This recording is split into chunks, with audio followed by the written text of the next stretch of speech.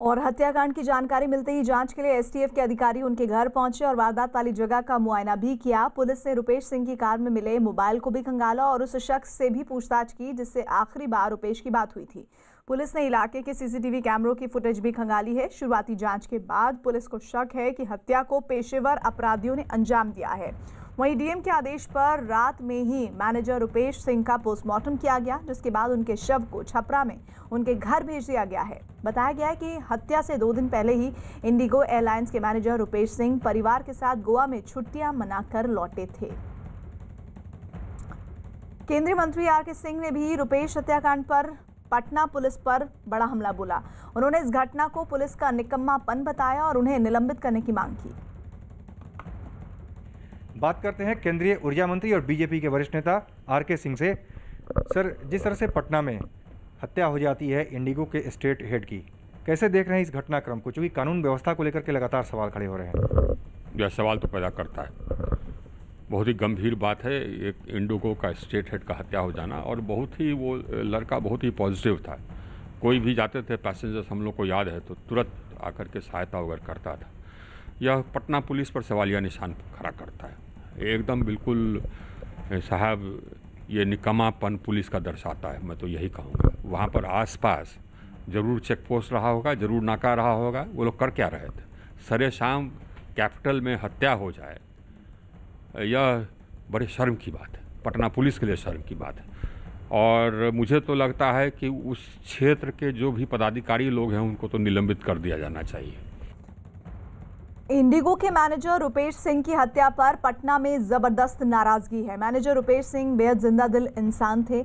उनके कई नेताओं से भी बहुत अच्छे रिश्ते थे। रुपेश सिंह की हत्या के बाद कई नेताओं के बयान आए हैं और खास बात यह है कि राज्य की कानून व्यवस्था पर सवाल उठाने वालों में विपक्ष के साथ ही सरकार में सहयोगी बीजेपी भी है।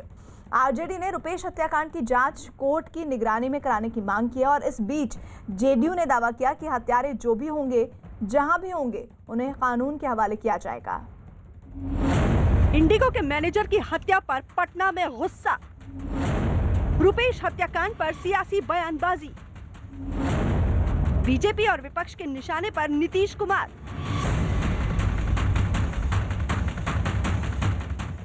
ये कुछ तस्वीरें हैं जो कुछ ही दिनों पहले की हैं। वो तस्वीरें जिसमें एक खुशहाल परिवार नए साल पर गोवा में छुट्टियां मनाता दिख रहा है।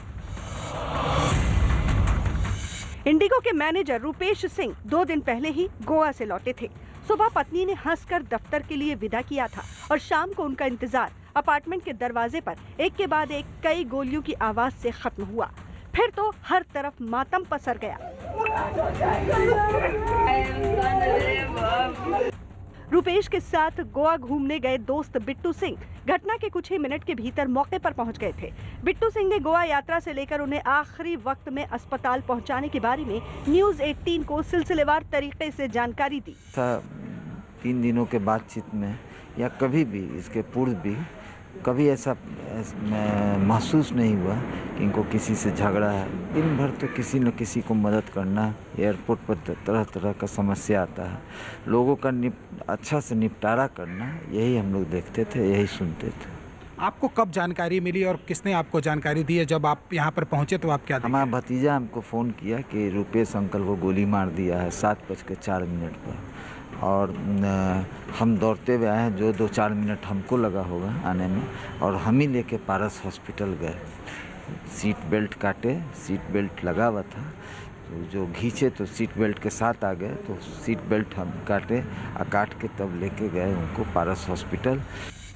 रुपेश खुश मिजाज थे, बेहद मिलनसार। यही वजह है कि इंडिगो से सफर करने वाले तमाम नेताओं से उनके करीबी रिश्ते थे, भले ही वो किसी भी पार्टी के हों। हत्या के दिन सुबह जब विमान से कोरोना वैक्सीन पटना पहुंची तो एयरपोर्ट पर स्वास्थ्य मंत्री मंगल पांडे और स्वास्थ्य सचिव प्रत्यय अमृत के साथ वो भी दिखे। अपने काम से रुपेश ने हर दल के नेताओं में अपनी पहचान बना ली थी। इनको मैं जानता भी हूँ व्यक्तिगत रूप से। जितनी मेरी जानकारी है कि जो कोई भी उस हवाई अड्डे पे उतरता था, चढ़ता था, वहां से उन सब से इनके ताल्लुकात थे। मिलनसार व्यक्ति। पटना के इंडिगो हेड रुपेश कुमार सिंह से मेरी पारिवारिक संबंध थी। वे मेरे ही प्रखंड और मेरे नज़दीक के रहने वाले नौजवान थे। शुरू में वह पहले कलकत्ता में काम करते थे, इंडिको में शुरू में। मैंने ही उन्हें यहाँ पटना, जब इंडिको शुरू हुई पटना से, तो मैंने ही प्रयास कर कर उनको पटना लाया था। आज उनकी निर्मम हत्या की जैसे मुझे सूचना मिली है, मुझे काफ़ी आघात लगा है, काफ़ी दुख हुआ है। रुपेश सिंह की हत्या पर केंद्रीय मंत्री गिरिराज सिंह से लेकर पूर्व केंद्रीय मंत्री राजीव प्रताप रूडी तक ने ट्विटर के जरिए अपनी संवेदनाएं जताईं। बीजेपी से जुड़े इन दो नेताओं के अलावा आरजेडी नेता और पूर्व मुख्यमंत्री तेजस्वी यादव ने भी रुपेश को ट्विटर पर श्रद्धांजलि दी। रुपेश हत्याकांड पर बिहार में सियासी बयानबाजी भी शुरू हो गई।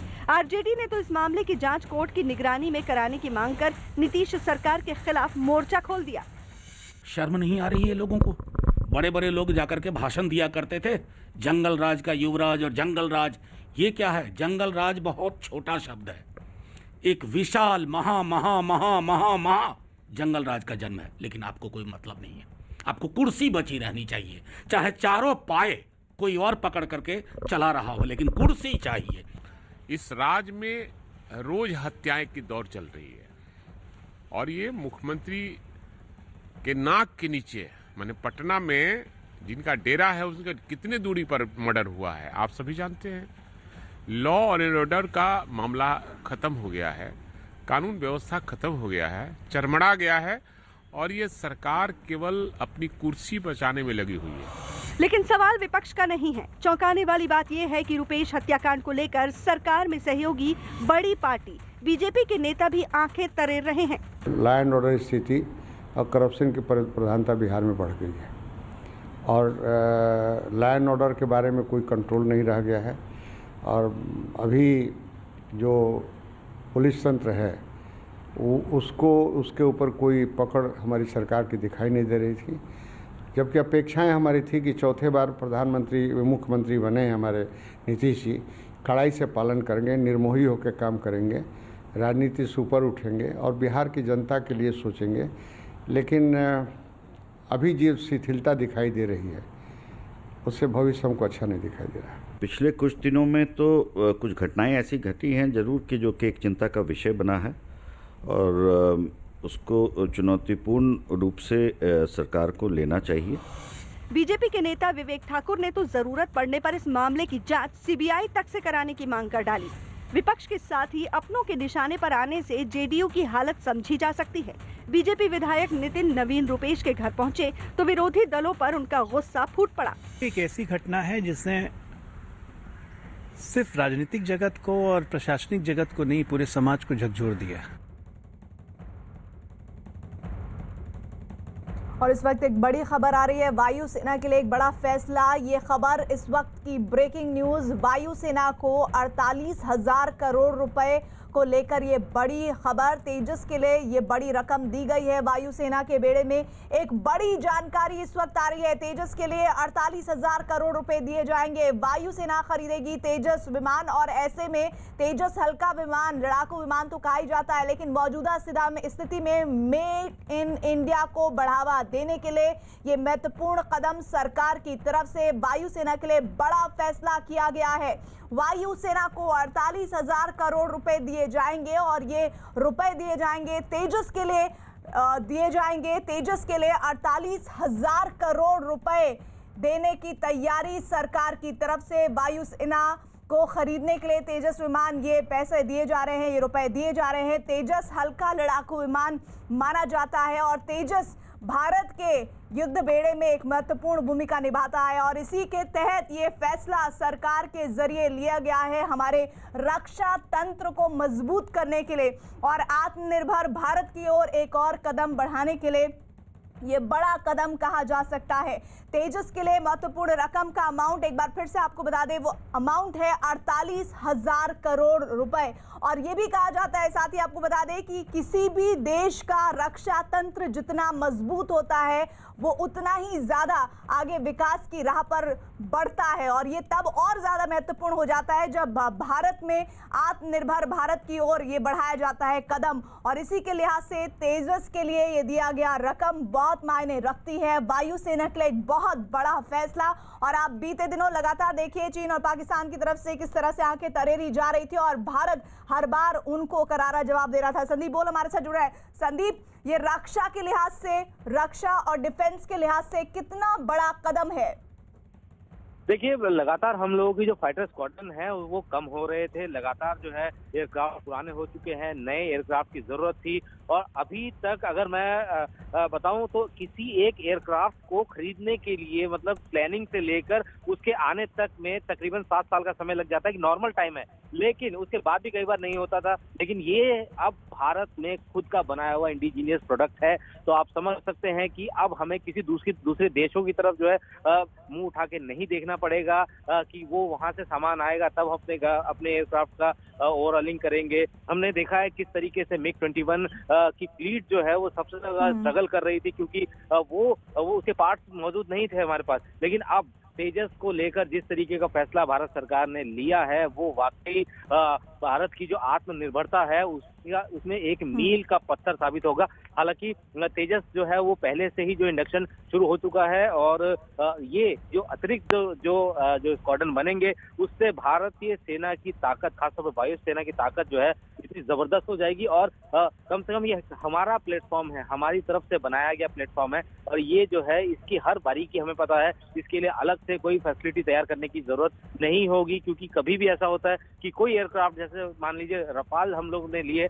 तो उसके लिए एक अलग फैसिलिटी बनानी पड़ेगी। और ऐसे में अगर तेजस जो कि हमारा ही जो है भारत का स्वदेशी निर्मित प्रोडक्ट है, तो ऐसे में इसमें इस तरह की कोई दिक्कतें नहीं आने वाली है। तो आत्मनिर्भरता की तरफ ये भारत की एक बहुत लंबी छलांग है और इससे जो है दूसरे देशों पे जो हमारी निर्भरता थी वो भी कम होगी। और संदीप यहाँ पर एक और इन्फॉर्मेशन पिछले साल की वो खबर ये कि अभी तक सुपरसोनिक, सुखोई और जगुआर फाइटर जेट ही तैनात किए जाते थे, लेकिन तेजस की तैनाती के बाद किस तरह से हमारी शक्ति बढ़ेगी और तेजस विमान किन किन खूबियों से लैस है, जरा इस बारे में भी बताइए व्यूअर्स को।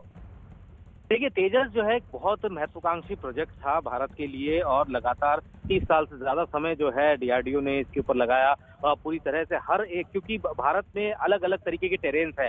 अब यहाँ भारत में समुद्री इलाका भी है, भारत में डेजर्ट भी है, भारत में जो है ऊंची पहाड़ियां भी है। तो ऐसे में एक ऐसा मुफीद एयरक्राफ्ट, फाइटर एयरक्राफ्ट भारत को चाहिए था जो कि इन तीनों टेरेन में बहुत आसानी से इस्तेमाल में लाया जा सकता है। इसीलिए हम लोगों ने, अगर रफाल की बात करें, रफाल लिया इसीलिए क्योंकि हर टेरेन में यूज हो सकता है वो। तो इसी हिसाब से भारत ने भी जो है एक ऐसे फाइटर का जो कह सकते हैं कि इंडिजीनियस जो है उसका इंतजार जो है वो खत्म हुआ। लंबे समय तक इसको लेकर चर्चा होती रही, लंबे समय तक इस पर सवाल भी उठते रहे, लेकिन अब जिस तरीके से ग्राउंड में तेजस है भारतीय वायुसेना में शामिल हो चुका है, तो अब इससे जो है ताकतें लगातार बढ़ेंगी। हमारे पास जो अगर मिसाइल सिस्टम की बात करें तो तेजस में ब्रह्मोस मिसाइल भी फिट हो सकती है, क्योंकि भारत की जो प्लेटफॉर्म है उसमें भारतीय जो हथियार है उसको लगाया जा सकता है। लेकिन अगर ब्रह्मोस की बात करें तो वो दूसरे एयरक्राफ्ट में नहीं लग। बिल्कुल, शुक्रिया संदीप। और इस वक्त की एक और बड़ी खबर, वैक्सीन अभियान को लेकर सूत्रों के मुताबिक 16 जनवरी से शुरू होने वाले दुनिया के सबसे बड़े टीका लगाने के अभियान की शुरुआत पीएम मोदी करेंगे। खबरों के मुताबिक पीएम मोदी इसी दिन कोविन ऐप भी लॉन्च करेंगे। तो बड़ी खबर ये कि प्रधानमंत्री 16 तारीख को जहां एक तरफ अभियान शुरू होने वाला है, वहीं दूसरी तरफ कोविन ऐप भी लॉन्च की जाएगी। कोविन ऐप का मतलब ये कि इस ऐप को आप जब डाउनलोड करेंगे अपने मोबाइल फोन पर, उसके बाद ही एक प्रोसेस होगा जिसे अपनाना होगा उन लोगों को जो वैक्सीनेशन में शामिल होंगे। दीपक, ये बताइए कि कोविन ऐप जो खूबियां मैं बता रही हूँ और क्या क्या खास बातें होंगी जिसके जरिए एक डेटा कलेक्ट किया जाएगा कि किन किन का वैक्सीनेशन हो गया है और किन किन का बाकी है। प्रीति, जो ये कोविन ऐप की बात हम करें तो कोविन ऐप इसलिए बनाया गया है ताकि आप अगर चाहते हैं, आप इच्छुक हैं कि वैक्सीन आपको लगे, तो इसके लिए आपको रजिस्ट्रेशन कराना होगा। रजिस्ट्रेशन के लिए आपको कहीं जाने की ज़रूरत नहीं है। उस ऐप को आप जैसे ही डाउनलोड करेंगे उसमें अपनी डिटेल्स भरेंगे, आपके दस्तावेज जो मांगे जाएंगे वो आपको उसमें अपलोड करना होगा। फिर उसके बाद जो प्रोसेस है, जो अधिकारी हैं वो उस ऐप के थ्रू जिसमें आपने अपने पूरा डेटा डाला है उसको स्कैन करेंगे, उसको समझेंगे कि ये सही डेटा है कि नहीं है, उसकी जाँच होगी। उसके बाद आपको एक नंबर दिया जाएगा, अगर आपको सेलेक्ट किया जाता है तो आपका एक रजिस्ट्रेशन नंबर तैयार तैयार हो जाएगा। उस नंबर के साथ साथ आपको ये भी जानकारी दी जाएगी कि आपको वैक्सीन अगर लगनी है तो कब लगनी है, एक पर्टिकुलर डेट दी जाएगी, डेट के साथ टाइम स्लॉट दिया जाएगा कि किस टाइम स्लॉट में आपको पहुंचना है और किस सेंटर पर पहुंचना है, कितनी तारीख को पहुंचना है, ये सब कुछ उसमें लिखा होगा और उसके हिसाब से फिर आप उस जगह पर जाकर उस समय पर जाकर अपने को वैक्सीन लगा सकते हैं। तो फिलहाल ये तैयारी उस कोविन ऐप के जरिए। वैक्सीन से जुड़ी एक और बड़ी खबर, दिल्ली से मुख्यमंत्री अरविंद केजरीवाल ने दिल्ली के लोगों को मुफ्त में कोरोना वैक्सीन लगाने का ऐलान किया है। अरविंद केजरीवाल ने केंद्र सरकार से अपील की है कि वो सबको मुफ्त वैक्सीन लगवाएं। साथ ही उन्होंने ये भी कहा कि अगर केंद्र सरकार लोगों को मुफ्त में वैक्सीन नहीं देती है तो दिल्ली सरकार राजधानी के लोगों को मुफ्त में वैक्सीन लगवाएगी। मैंने अपील की थी केंद्र सरकार से, मैंने अपील की थी कि हमारा देश बहुत गरीब है और इस तरह की महामारी 100 साल में पहली बार आई है। पहले इसके 1918 में इस तरह की महामारी आई थी, 100 साल के बाद इस तरह की महामारी आई है और बहुत सारे लोग हैं जो हो सकता है इसको अफोर्ड ना कर पाएँ। तो मेरी अपील थी केंद्र सरकार से कि पूरे देश में सभी लोगों को ये वैक्सीन मुफ्त उपलब्ध कराई जाए। तो हम देखते हैं कि केंद्र सरकार क्या करती है और अगर ज़रूरत पड़ेगी और तो दिल्ली के लोगों के लिए अगर ज़रूरत पड़ेगी, केंद्र सरकार अगर नहीं करेगी तो दिल्ली के लोगों के लिए फिर हम इसको फ्री में अवेलेबल करवाएंगे। दीपक, ये सोच, ये सुझाव अच्छा हो सकता है, लेकिन क्या अरविंद केजरीवाल इस सुझाव को देने में बहुत जल्दबाजी नहीं कर रहे हैं? जहाँ तक अरविंद केजरीवाल की बात है, दिल्ली सरकार की बात है, तो दिल्ली के स्वास्थ्य मंत्री सत्येंद्र जैन ने कई बार अपने बयानों में कह चुके हैं कि दिल्ली में जो वैक्सीन दिल्ली वालों को दी जाएगी वो मुफ्त होगी, चाहे उसकी कोई भी कीमत तय की जाए। लेकिन साफ तौर पर यह है कि दिल्ली में आम आदमी पार्टी जिनकी सरकार है, आम आदमी पार्टी ने भी साफ तौर पर यह कहा है कि अगर दिल्ली ही नहीं बल्कि दिल्ली के अलग जिन जिन राज्यों में अगर उनकी सरकार बनती है इस बीच या आगे, तो वहाँ पर भी वो इस वैक्सीन को फ्री में देंगे, उसके लिए कोई पैसा नहीं लिया जाएगा। और यही वजह है कि बार बार केंद्र पर अरविंद केजरीवाल ये दबाव बनाने की कोशिश कर रहे हैं कि ये जो महामारी है जो 100 साल बाद आई है, इस तरह की महामारी, ऐसे में लोगों को, गरीब लोगों तक के वैक्सीन पहुंच सके, वो लगा सकें, उसके लिए उनसे कोई शुल्क नहीं लेना चाहिए। तो लगातार इस तरीके के बयान आम आदमी पार्टी हो, चाहे वो दिल्ली सरकार में अरविंद केजरीवाल हो या स्वास्थ्य मंत्री सत्येंद्र जैन हो, उनकी तरफ से आते रहे हैं। तो साफ तौर पर यह तय है कि दिल्ली में अगर वैक्सीन लगेगी तो मुफ्त में लगेगी, उससे एक भी रुपये नहीं लिया जाएगा, हालांकि उन्हें जितनी महंगी वो खरीदनी पड़े, ये साफ कह दिया अरविंद केजरीवाल ने। तो चलिए बने रहिएगा आप हमारे साथ। पुणे के सीरम इंस्टीट्यूट की वैक्सीन कोविशील्ड की पहली खेप कई शहरों में पहुंची है। मुंबई, जयपुर, पटना और वाराणसी समेत कई शहरों में कड़ी सुरक्षा के बीच वैक्सीन को स्टोर रूम में पहुंचाया गया है, जिसकी तस्वीरें इस वक्त आप देख रहे हैं। 6 जगह की तस्वीरें, जहां दिल्ली, जयपुर, भोपाल, मुंबई, वाराणसी और करनाल में ये पहुंचाया गया है वैक्सीन को स्टोर रूम में, और उसकी पूरी तस्वीरें हमने आपको दिखाई हैं। भारत बायोटेक की कोवैक्सीन दिल्ली एयरपोर्ट पर पहुंची है। एयरपोर्ट पर उतरने के बाद वैक्सीन को कड़ी सुरक्षा के बीच राजीव गांधी अस्पताल ले जाया गया। अस्पताल पहुंचते ही वहां मौजूद लोगों ने ताली बजाकर स्वागत किया और एक दिन पहले ही कोविशील्ड की 2,64,000 डोज आई थी। एक और बड़ी खबर, दिल्ली से ही 16 जनवरी से वैक्सीन लगने की खबर के साथ ही दिल्ली सरकार ने 10वीं और 12वीं क्लास के लिए स्कूल खोलने के आदेश जारी किए हैं। दिल्ली सरकार के आदेश के मुताबिक 10वीं और 12वीं के बच्चों के लिए स्कूल 18 जनवरी से खुलेंगे। ये फैसला इस साल होने वाली बोर्ड परीक्षा की तैयारियों को देखते हुए लिया गया है।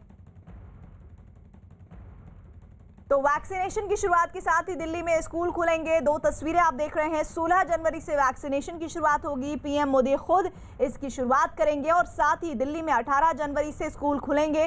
परीक्षा और प्रैक्टिकल को देखते हुए ये फैसला लिया गया है। दीपक हमारे साथ जुड़ रहे हैं। दीपक, अभिभावक क्या कह रहे हैं इस फैसले पर? अभिभावकों से जब बात हुई है तो ज़्यादातर अभिभावकों का ये कहना है, जो कि दिल्ली सरकार के जो अधिकारी हैं उनका साफ तौर पर ये कहना है कि उनसे पूछा गया था मीटिंग के दौरान भी, और तमाम कोशिश यही की गई थी कि उनसे राय ली जाए। उस राय के बाद ये जो तय किया गया है कि अभिभावक ये चाहते हैं कि 10वीं और 12वीं कक्षाओं में जो परीक्षाएँ होने वाली हैं, बोर्ड परीक्षाएँ, उसमें शामिल होने के लिए उन्हें स्कूल तो आना ही पड़ेगा। तो इससे पहले वो प्रोसेस को समझ सकें। कई सारे ऐसे छात्र हैं जो 10वीं में गए हैं, पहली बार बोर्ड परीक्षाएँ देंगे, उसमें शामिल होंगे, तो उनको ये समझ में आना चाहिए कि अगर बोर्ड परीक्षाओं में बैठेंगे तो उससे पहले वो किस तरीके से तैयारी करें ताकि वो हड़बड़ाए नहीं, परेशान ना हो। तो अभिभावकों का ये भी कहना था कि ऑनलाइन क्लासेस के जरिए जो पढ़ाई होती है वो ठीक से नहीं हो पा रही है। ऐसे में वो चाहते हैं कि कुछ महीने ही सही लेकिन वो स्कूल जाकर टीचर्स के साथ बैठकर पढ़ाई करें, क्योंकि प्रैक्टिकल भी होते हैं, प्रैक्टिकल्स के बारे में भी उनको समझना है, साथ ही साथ प्री बोर्ड की परीक्षाएं होती हैं उसमें भी उनको शामिल होना है। तो ये तमाम तैयारियों को देखते हुए दिल्ली सरकार ने अब ये फैसला लिया है कि 18 तारीख से 10वीं और 12वीं कक्षा के छात्रों के लिए स्कूल खोल दिए जाएंगे, लेकिन स्कूल में छात्र तभी जा सकते हैं जब उनके पेरेंट्स ये लिख के देंगे कि वो चाहते हैं कि उनका बच्चा स्कूल जाए, क्योंकि अगर वो मना करते हैं, वो नहीं चाहते कि उनका बच्चा जाए, कोरोना भी चल रहा है। तस्वीरें दीपक आने लगी है क्लासरूम से कि किस तरह से एक सीट एक छोड़कर बच्चों को बिठाने की तैयारी है। इधर गोरखपुर महोत्सव की बात कर लेते हैं। समापन समारोह में हिस्सा लेने पहुंचे मुख्यमंत्री योगी आदित्यनाथ ने कहा है कि 16 जनवरी से कोरोना के खिलाफ अंतिम प्रहार शुरू होने जा रहा है। उन्होंने कोरोना वैक्सीन बनाने के लिए वैज्ञानिकों को धन्यवाद दिया, साथ ही लोगों से वैक्सीन लगवाने के लिए संयम बरतने की भी अपील की। 16 जनवरी से प्रदेश के अंदर और देश के अंदर प्रधानमंत्री मोदी जी के मार्गदर्शन में, उनके आशीर्वाद से कोरोना के खिलाफ जो देश की लड़ाई है उसमें अंतिम प्रहार कोरोना वैक्सीन के साथ ही 16 जनवरी से हम लोग प्रारंभ करने जा रहे हैं।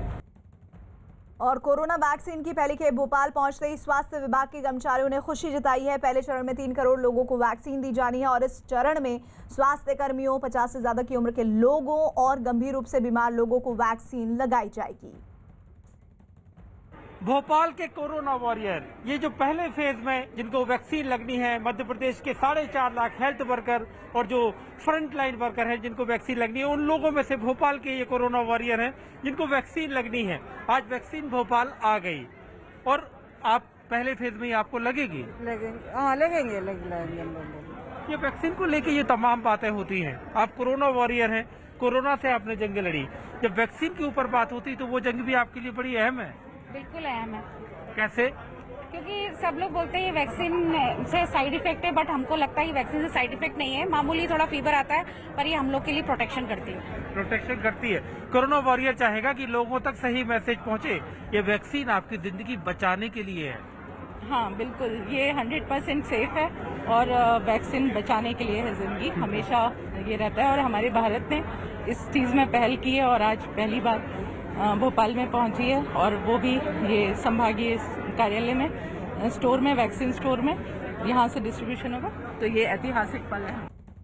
और मध्य प्रदेश की राजधानी भोपाल में भी कोरोना वैक्सीन की पहली खेप पहुंची है। स्वास्थ्य विभाग के अधिकारी सुबह से ही वैक्सीन को रिसीव करने के लिए एयरपोर्ट पर मौजूद थे। वैक्सीन आने के बाद इसे वैन में रखा गया और स्वास्थ्य विभाग की टीम वैक्सीन लेकर राज्य के स्टेट वैक्सीनेशन सेंटर पहुंची। लोगों को वैक्सीन देने के लिए स्वास्थ्य विभाग की ओर से पूरी तैयारी कर ली गई है।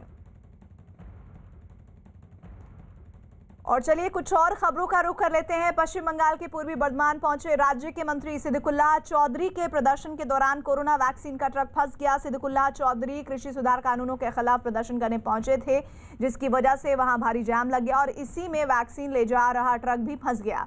जाम की वजह से परेशान लोगों ने प्रदर्शनकारियों से सड़क खाली करने को कहा, लेकिन प्रदर्शनकारी वहां से हटने को तैयार नहीं हुए और इस दौरान लोगों और सिद्दिकुल्लाह चौधरी के बीच बहस हुई। विरोध से नाराज मंत्री खुद एक डंडा लेकर भीड़ में पहुंच गए और लोगों को वहां से हटाने लगे।